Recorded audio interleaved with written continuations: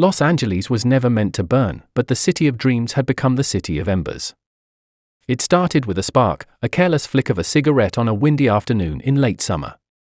The Santa Ana winds, ferocious and unrelenting, carried the flame like a whisper, turning whispers into roars that devoured everything in their path.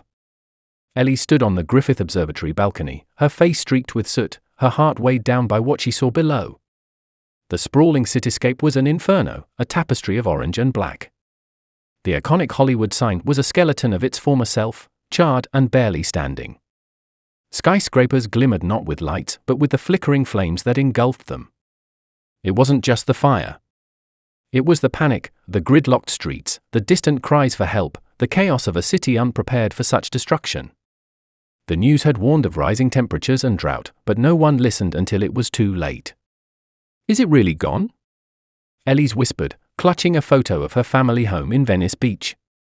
Her boyfriend, Carter, who had been silent since their escape, placed a hand on her shoulder. "Not yet," he said, his voice hollow. "But it's close." The two of them had spent the last 48 hours fleeing the fire, moving from one evacuation zone to the next. The air reeked of smoke, and the horizon was an endless wall of flame. They had left everything behind: clothes, memories, even their cat, Leo, who had bolted when the fire first broke out. They weren't the only ones. Hundreds of thousands of Angelenos were scattered across the desert outskirts, huddled in makeshift shelters, their dreams reduced to ash. Some clung to hope, others to despair, but everyone felt the same question burning in their hearts: could Los Angeles survive this? As night fell, Elise and Carter joined a group of survivors at the edge of a charred hillside. Someone had a guitar, its strings warped by the heat, but they played anyway.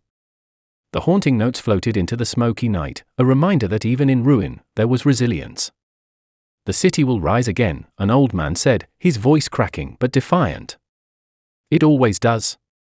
That's the thing about fire, it clears the way for new growth." Elise wanted to believe him. She wanted to believe that beneath the ashes, something stronger would take root. But as she stared at the smoldering ruins of Los Angeles, she couldn't shake the feeling that this wasn't just a disaster, it was a warning. A warning to rebuild differently. A warning to listen to the earth before it was too late. As the first rays of dawn broke through the smoke, Elise turned to Carter. "We have to go back," she said. "Back?" he asked, incredulous. "Not today. But one day. We can't let it end like this."